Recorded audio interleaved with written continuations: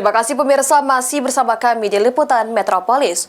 Warga desa Pangkalan Panji dihebohkan dengan penemuan mayat laki-laki tanpa identitas di dalam selokan, tepatnya di Jalan Lintas Palembang Betung.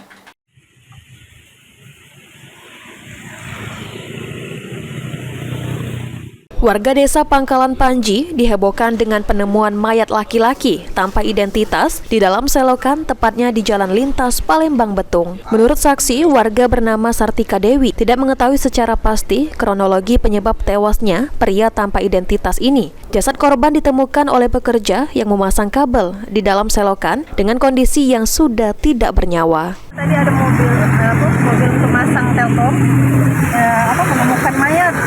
Ngasih tahu kami di sini kalau ada mayat di sini. Terus kami ke sini.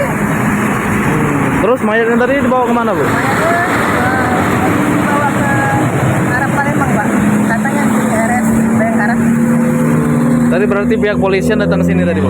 Sementara itu, Syariel Effendi, pemerintah desa, mengatakan telah mendengar adanya penemuan mayat laki-laki di dalam selokan dan telah dilaporkan ke pihak kepolisian untuk dilakukan evakuasi dan penyelidikan. Kita tahu laporan dari warga, terus Pak RT lingkungan situ ngabari kita di kantor desa kan.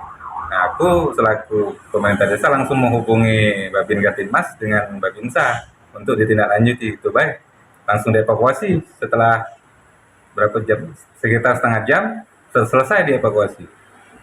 Kalau untuk jenis kelamin, Pak? Berhubung kita dari situ dapat video baik laki-laki gitu jenis kelamin. Ridho Ilahi, PAL TV.